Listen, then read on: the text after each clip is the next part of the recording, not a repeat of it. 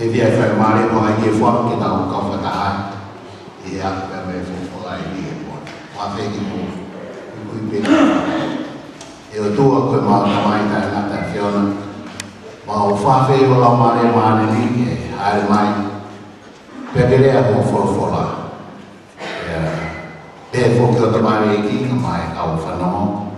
E hoka e wholofola e pon. Ko e whamui mamata. Ma kore whatale tāra pintu me Facebook au ma whamui. Amen. Kai aha pure anga kai kia hano la. Koe pure anga ma wea. Pea koe pure anga ta eori. Ki he kakai whailelei mo tauta. E nofo ia pure anga pe. Ko he pon. Koe whakaukau e poni. O te fito i le whekau e hongfuru. Ka koe whakaukau koe whehu. Kua os ai whekau e hongfuru. Koe statement. Kua os nai ai whekau e hongfuru. Tōma mea ngahi whakaukau e kau karistiane me ngā malangai. Kua os e whekau e hongfuru. Ka koe ko ia whe mawe le amnakle le ke tau kau whatahe sio.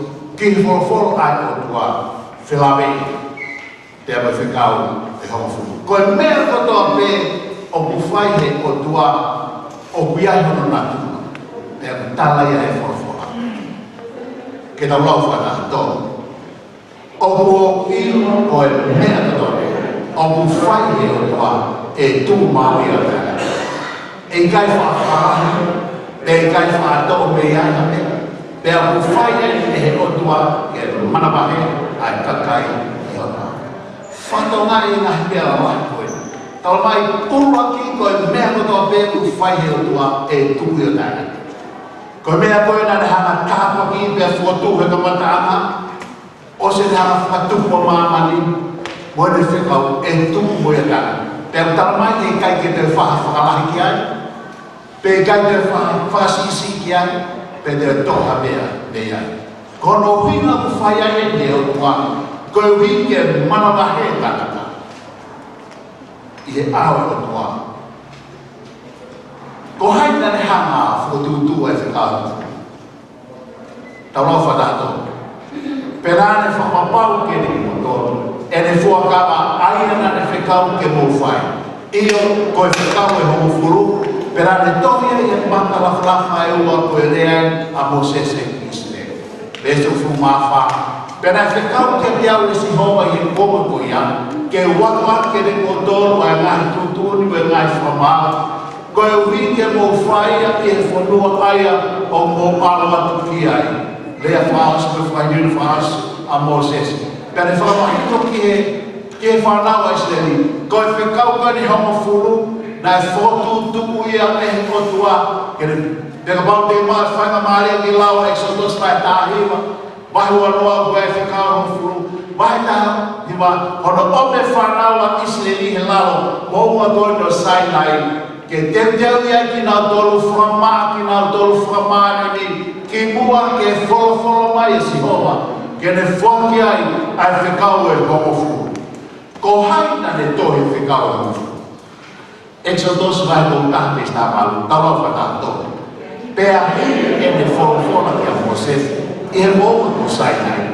Nane ora ke teia maka e ua o e whuakawa. Ko e o maka o tohi atu, ai lohi nima o e oruma.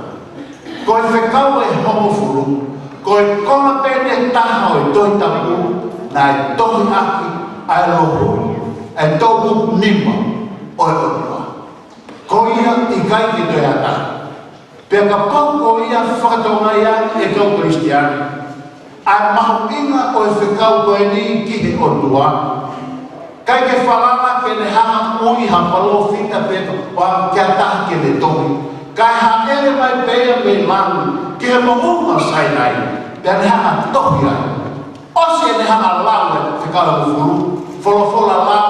Ke whanau si, pēnau whanau kātou ke whanau esteri, pēnau tuku pai, pēnau kalanga, si hoa koia kato pēu ke whekau te mawhai. Koe whekau eni nei whai o kuia i koe fuakama. Koe fuakama i whekau e homo furu. O hokwai e pureama isne i koe kaisi. Koe kai mamahi a koe kai i mamani ki o tua. Koe ka kai ki nau tolu koe fuakama. Nei whai e mouma sai nai. Te osko ia pia tohi ahe o tua. Ai whekau koe ni e homo furu. Ka ko haina ne hanga tohi ai whono o kui koe whekau a Moses. Tau lau whana tohi. Pea nai tohi e ia i hono i hono maka kada. Iyo, tau lau whana tohi. Koe whekau a furu pena. Hono maka whalafa o whaida tau ke uaki tohi. Koe whekau e hono furu. Aia nai whalawhala ke si oma. Kiri mo tohi he moonga mehe lolotonga o ia fi e aha o e whaataha. Pea nai tuku maia ke ate e si oma ke ate au. Koe whai poine o whemau ke tau whakatonga ai. Ai whei tū nai tarangi o tua. Osi ona tohi whekau furupe on ka Moses. Whei tū koe ki ala tuku ai whekau. Vesi ni maa. Pea ne ka whoki au te alu hifo me munga. Pea ai au maka lafa i e puha. Nā ku ngāwi. Pea ku iaia o hange koe whekau a si hoa ke te au. Nai tūtu e o tua ka Moses. Kere hanga ngahi e puha. E puha koe ni o kukola. Ka puha e oni e whekau e homo furu o whao i loto. Kono hinga e o kuia e puha koe ni koe puha e whakama. Koe hi koe whekau e homo furu. Koe e nei whaia e whakama e tua moisteri. Pea whuturema a whekau e homo furu i loto i e. Sai. Koe whehu nema hono mo koe whakama o kuia e homo whekau o keke au pito e ana te nabo whau. Koe whono mai whekau a Mosese, ka mai whekau homo furu e tua. Koe whono e na Mosese, te koe whekau e na kui koe whekau Mosese. Tau la whakana. Ko e ni ai whono e whelau lau mutu. O e whelau lau me a kai, o e whelau lau mai a ha. O e whelau lau e whai ha, mo e ngā whakana. O e whelau lau, o e ngā whelau lau whapehini. Koe whono koe te ukiloa koe whono a Mosese. Koe ngai whei lau lau e ne whare whenga. Aia nai whekau e seo ke Mosese e moa ko Sainai. I he ahana ne whekau ai ke whanau e steri. Ke anu e ngahi mea ofa ke seo i toa Sainai. Whakatawa mai. Koe mo whekau koe ni nai whaki pe i Sainai.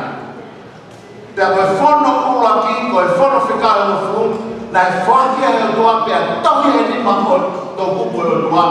I he maka lafa e. Koe whono koe ni o mui koe whono a Mosese. O muhinga ia, vesto whinarai. Koe whina wako toa pēo e whare wheitaki.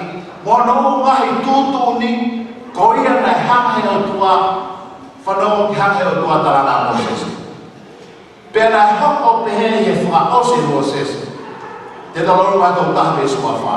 Ai ngahi rea e whanoni, ki e tohi o awa ki ono kakato. Koe whanoi o wikai koe whekau e o furu. Koe whanoi o kui koe whanoi tūtūni. Koe whanoi ni o whekau e o wau kotoa pe o e whare whetaki. Mesua ni ma. Nai whekau e Mosese ke kau ni mai, aia nai ha ama e pua e whakama seo ma, o pehe mesuano. Ame ai tohi ni o e whono, pea aia e kau kau, o e pua e whakama, a seo ma, koho moko tua. Koe uhi, ke iai, ia koe mea whamoni ki ale koe. Whatongai no ke o whono koe ni. Hau whangono me mehi o tua, kai tohi e tahe o tua, ake no tō ni ma i he maka, koe taha nai tohi e Mosese, tohi e pepa. Whatongai ke whai tuanu tu mai, ame taha tuku he loto pua e whakama, aia me whikau e hofuru, pe ame taha tuku e tuku. Aia, koe whono ia o whenau. O matua pahuinga, koe hui, ke tahanga ilo e kehe, o e o whono pe koe whikau koe ni, ai o tua. Koe hane mai nā tūla, o e whekau e hongu. Ko whiamau ke tau whata mai, ai nā tūla o e whekau e hongu, e kehe ia mai koe whono a Mosese. Uruaki, same tahiwa meskitu. Tau lau whakatoa, ko e whono a sioma o wāhau, o ne liliu mai lau mai. koe whaka ilo asioa o tūma o kule whakapoto. Tapai koe whono asioa uha hao. Mo ilo ka iaha mea hao koe ki koe whakalelei. Ko ala pe kai e kai koe hao. O ku hao he koe kotuana na atoi. Pe hao pe koe te whakawhimau ki koe whakalelei. Pesi whalu whatonga tonu. Koe ngahi tutunia sioa o totono. O nga whakawhiawhia e aroto. Koe whekaua sioa maanyono. O kune whamana ke mana. Whatongai o kuiai ai lea whamatala na heni e ua. Ula ki koe whekaua sioa o totono pea moha. Moha? Maanyono. Whehokia tau ke mutari mai ke mainu ka te au kuaha. O siya ko ni malanga ka ke fumahin. Sai ka mawe ni to. Ula ki hawa te ka o siwa. Ua o to tonu fe ka siwa. Pe a kono tolu o pa. Mawe ka ia ia pe a mawe ko te ala pe ka ta ka wa. Kai mawe ni. Fatoa ko na tu nai. Tau to balele he na tula o fe ka o siwa. Sa me te ta fitu. Vita ka te ka ta besi. Taula fa ta to. Ko e ngaha ngawe ko ni ma ko e bon. Ko e fama. O ko mo on a ene ngas ke ka. Sai ta ma we no fa na tula fe ka o e tua. Tala mai o tua. Mo on. O hai o kuloi. O ko ia mo. Fe ka o e tua mo on. Kai ki te fe ma ke te ando ni fa le besi malu. Kalau pada tol, o butuh maria o lawi kuoma, pea kainaka, pea o faya i o nueama.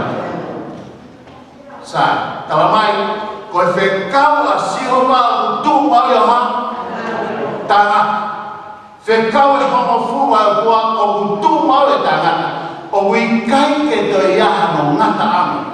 Uhi ngaya ke ngata pea maaman o buhokon, koe whekau e o fuu koe koristu tone e te anga o tua. Lopa wahawhiti pesta hawa, taulo whakato. Pea ko eri o maan koni e whono, pea maan koni wa atonu o le le. Al wheka. Sai, koe ki whamatala whetu whoheni, tamai o wanga tonu moha, oleh tanaka kirisi ko di hawa mo oni toton maon tamayani te pawa anaton molele ya fekau fasi tawaka herda ilo o fala mani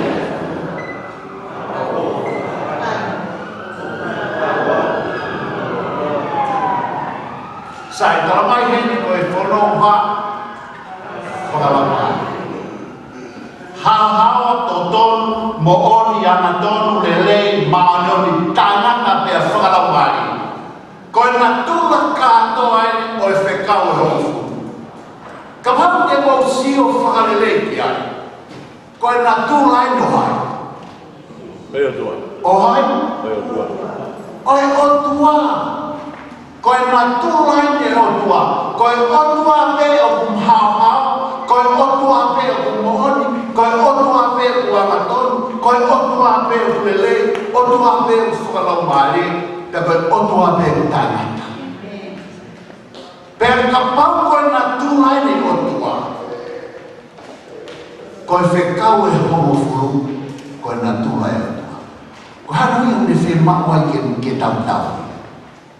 Ke tau-tala o fuonia.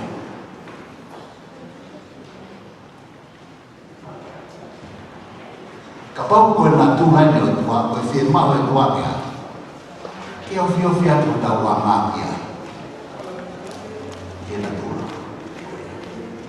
Koe na laua sisu, whelawe na koe whekau koe ni hau. Kata, i nau hoko te sanja teo, talo whalato. Ko hoko mānio ni, koe mānio ni taina. Te ko hoko whono kuha. Sai, koe o tua uha. Mānio. Whekau uha. Tapai ko hoko mānio ni, koe mānio ni ha. Tanga, te whamatala e te na tula uha. tu fala semua kau follow mo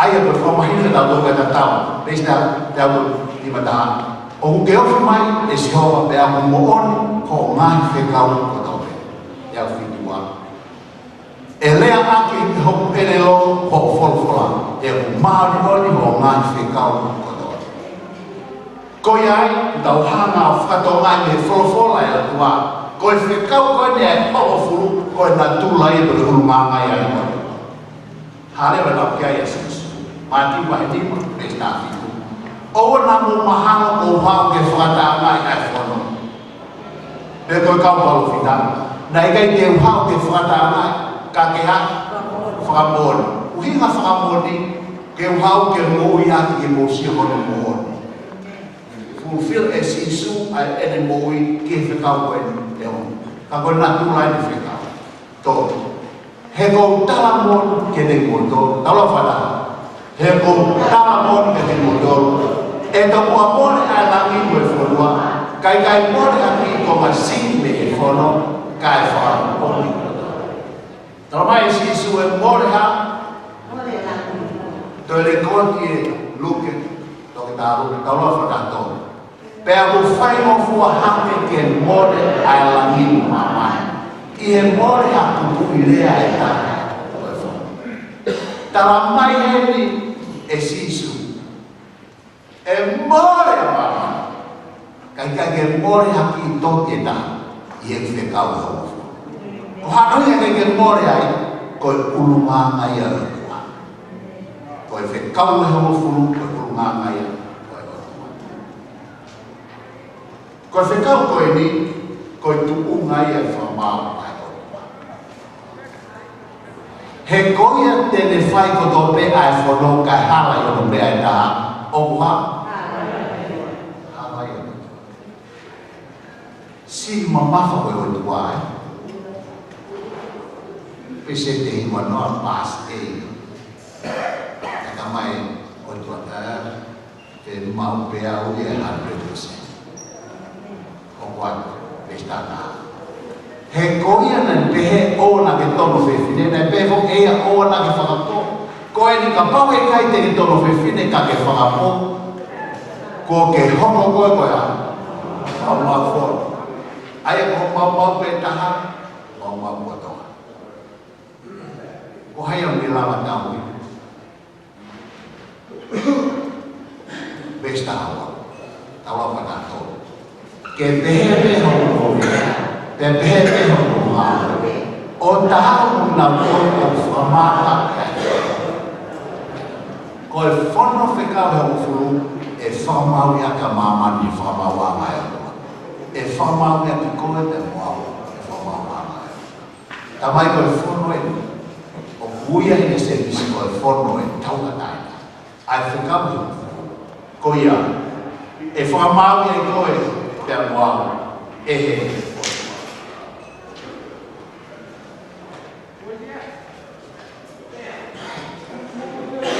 le tupu me ha whakau koe.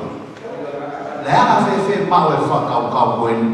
O wakoi pe malanga i lotu i Kristiane o ose whekau koe vesi o fe mau e whakau. Ke tau lau to. Kolose vai ko pista to. O tamate i mate le to i nipa o e lahi tutuni aia na tu ke te koto. Aia na ta off ke te tau toru o ne to au pitoia o tukia ki hata. Ko nau toru nau taka mei ki ose whekau ho furu, ko e vesi e, tau mai na te kia si suia, tau mai pane ale eia, ai tohi e tutu ni tamate i e mati.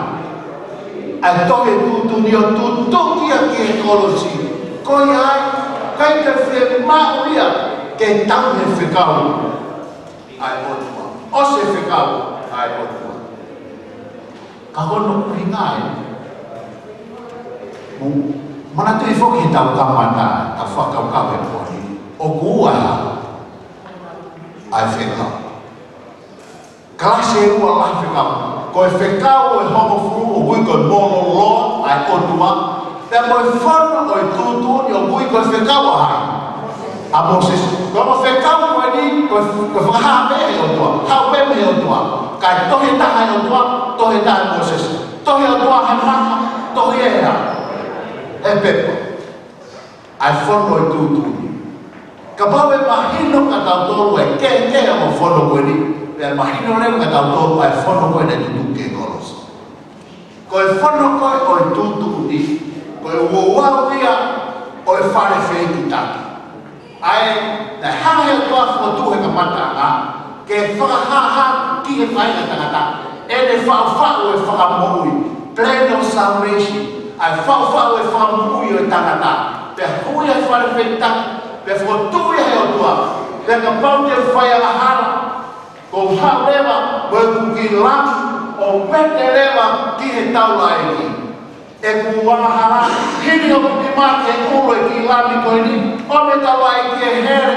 pau tuus ai moa o e ki lami whakatare tau lai ki e toku pa le aleva moia ki he fare fe ta ke le fai ai e whalele ma ke tua he ao o tua ko e lapi ko ni ko e taipe a vai o sisu ka ka o ko ni ko e taipe a ko e palani ai o tua ki ono fo a bo so a forma e sisu Christ na oski ki taipe dia tale ala vai no beso a fitu pe famon e ia ai fu kama ko e tola i e wiketa pe ia lo tonga o wike e whakamata e ia honoha whai e whelaulau weha o e whelaulau tutu weha whekawa e ho furu i kai ko i ki kite ni e pekia sisu talamai e wike taha whakamata ai taha puka e o tua whakamari ki kite ko na wafu to ka whanau stene Mata he wawa ama maari e wike e whakamata e Christ ai whelaulau e whelaulau winga ni e pekia sisu tau taha e ki e wawa maari e wike ni tau taha e ki pekia e sisu tau e pekia ko e sisu ke whakamata ha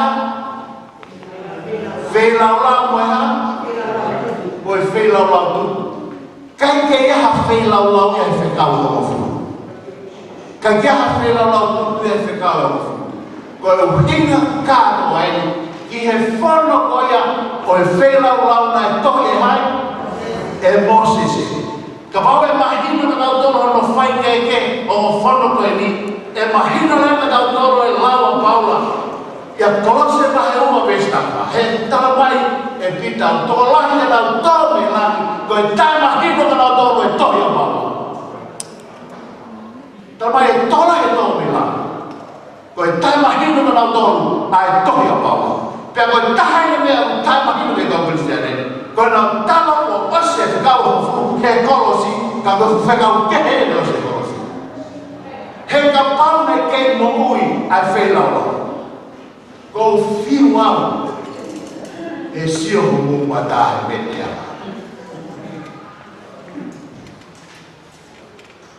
asmai bombongi asmai e fian asmai tua po ke te hao vete mai ho ala ki a per omola fa vitai pe kia sisu amen he ka pau mo ui ka pau na tau ai mo tau ke fai o pisi pia me bombong wata ya ave mo ka ke te lava he vete ala Awe ahon ya maki wahi wafitu besti mata lotonga hange tau lai tio fai fina lau ko lan fa au se tuha tan tolu e fia fihe pekia sisu e kolosi ko ngata angai a fai fina lau amen o wai te au ala lahina ngata e kolosi ulu aki kai te whai whi, ua wako toa whai whi lau lau ngatai. Ko hono wa, ko e ngata ngai e ngā whakatawa e a elone i māmani. Kai te hatawa e. I he māmani. Sai te ai whihui mai, ki ao. Waha mo tawa e, mata iyo, taha. tawa e ko ia o kuela pelu ba e pa pesi ko sisu Christ ko e tawa e la ila o ma kai tawa e ma na ngata tawa e faelo de kolos ngata filaula ngata tawa e faelo elo de kolos ana tawa kapana ke pesi ke ko ko ba ko ngata ya ko win ko pekia sisu kau ke tupe ai kau ai me ani os ai kau e tau tui kau yo pe ni kau tui pe o si pe ke fe ma ai kau fa no ke for tau la fa ta to pe tau fa ta mai kwa ai for no e tui ko ha ta ni e kaya se o kai ke pe mai i kai ne ta pe mai ha au e kai au fa ma fa he ko vi o kai ai ta mai tu i ta ta e kai au ki ka ta wa fa ko tu ma ai mon ko ha ko le fu tu ma we fa ko no vi ha ko tau tui ke si su roma mai ni ta mai fa to he ta to ko ma roma mai ro ni si ro ko tui o ne ngai ta to ke ta ta mo fu ta ko ta mo fu ke fo no ko fu ai ta tui ke si su klai ta mai roma mai to pe su no ko fo no e to ke ta i lo ai a pe ke fa mo i ta to he fo he fe ka ko ke fa mo i ta to ko ne ta mai fe ka ko ni ta mai se ta ne o guai o fehala ta ko fehala ko ya ni kai ke wa ya ta lai ti ta wa ga sisu praksion mai o beso fa na o to e mai ya ka ora mo wa ha ka pa we fe ma ta wa mo fa le ki ta mai ko hai ko sisu Christ ko mai aya ha le wa he fono ko ni ta mai ka ya e tu i ka sisu Christ o wi kai ke ha mai tu yo fa ta mai ai fono ai ko ha na he ko uluma ngai ya ko o tua pe ke ki ngatai ko fono ko ni ko kana malo pe malo pe au tonton lele mo ai fono ko ya ko ha le ta foto mia fono mo ke fola ta la foto to ke ta fono mo ke fa o se ka nen to que mana mai que fai que el cato a gemean ai ma amen tama hai la do que ta ha fato mai con no fas ko fato mia do do e tanaka que tala mo fua que ngai fe ka vai ko me alele tala mo fua amen tala mo fua ko hi ko tau ofa kia tau ofa kia kai ki ngata ko no la ko online ko tala mo fu tau la fa o mono ia na to fa ko hi ke ko fu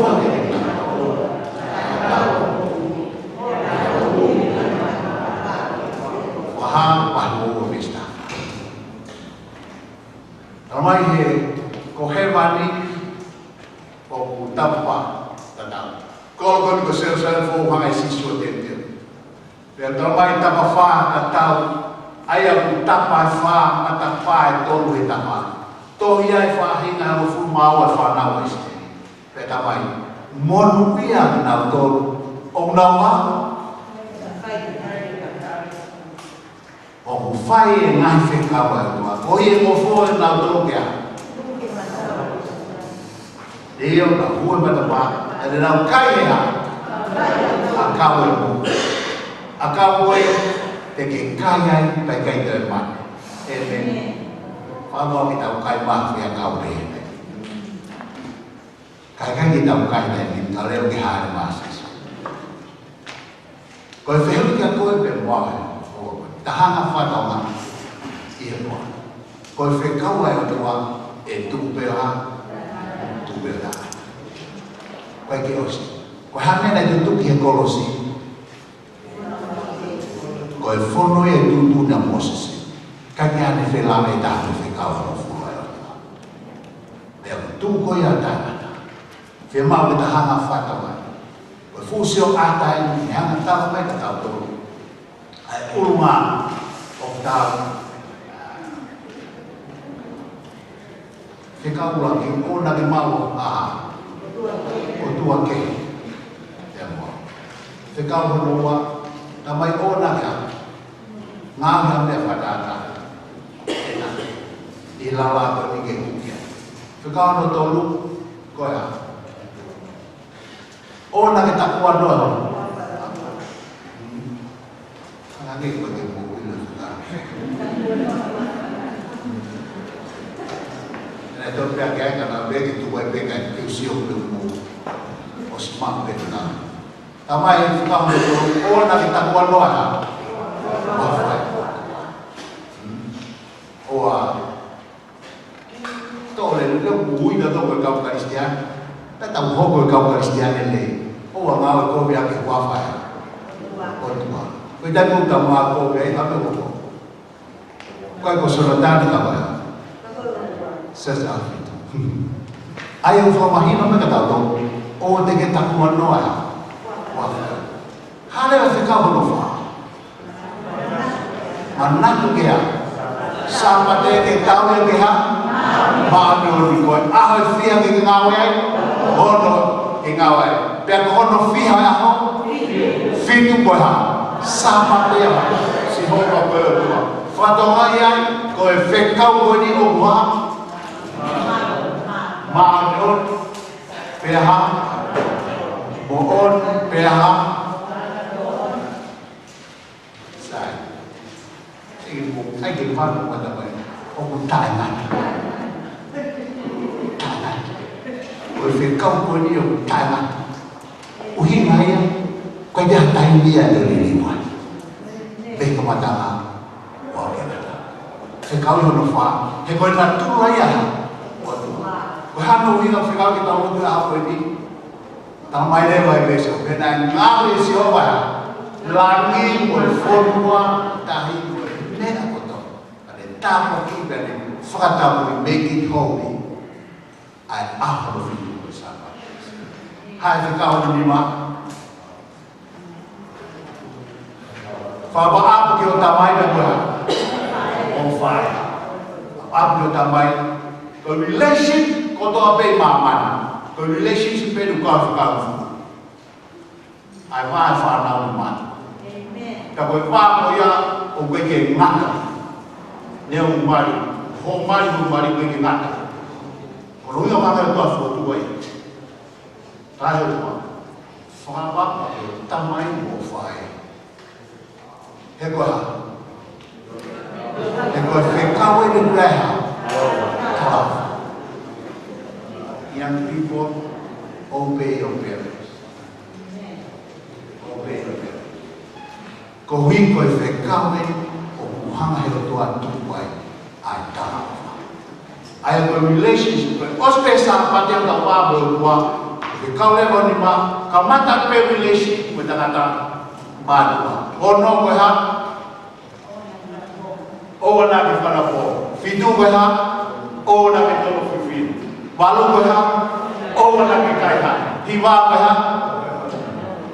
O na ke manu. O na ke mamunu. O mahofu. O na ke manu pia. Kawa. Kene ka.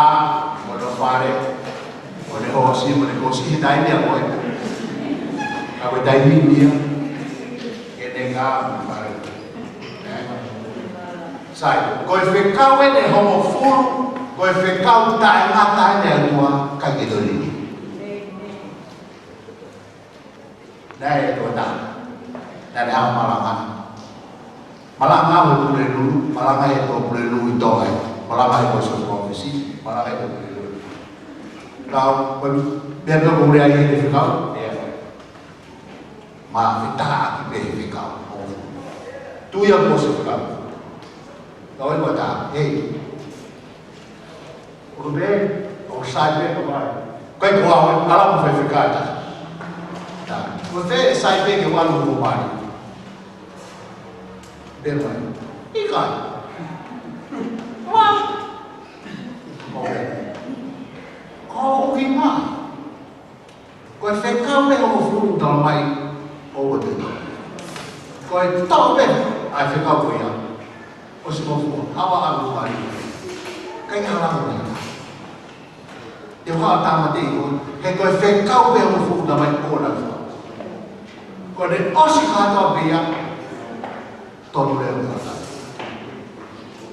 ko fe ka o mo fu o tu ya pada dong ne ha fa ma hi no ya to be wa ko ya ha ta mai ka ta do no no ta fa ya ma ha ta ko me le lo ha e fe ka o ta mai le ta mai le wa ke ta alu ka sisu ko e te fa mo le ta wa ta ia klaise ko si ta ma wa e fa mo le ta ka fa mo le ko ya ta tu ni te la wa ta do ko ma ni ko e ni ta o me ma lo ke o te ta fo ki ai o ma o e la ka ta ha wa yo mu yo ta no fo i o mo kai la te ta ha ha ka ko ke mi ngai ke ta to fo ki e ta tu i pa ta ha le wa ko le ma lo e pe lo mai fa le sta fa ke ta ma wa e fa ha ma lo i a so ha le tua ke ta ma wa e alo of ai fa mo le o e ma lo ke to ko ni ka ta do ke ta wi ku na ya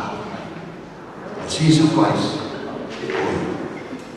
ko ia fa la te a ko ia le ha o me a mana ki ke le ko ko e fe ka le ho fu e tu pe ya o na ulunga manya o tua lo te hana i ke to ni ta do ka to ni ta to no ko to pe ko no vinga ia ta fe ma wa ia ko ai ko hi fe ma ko ai si e ko i ele ta to ka i ta la fata ka to e fe ma ko na o tua me ta to ko cristian o me ma lo ta to o lo ki ho ko ni hana i ke to ni fata ta to ta ta wa ve i ma na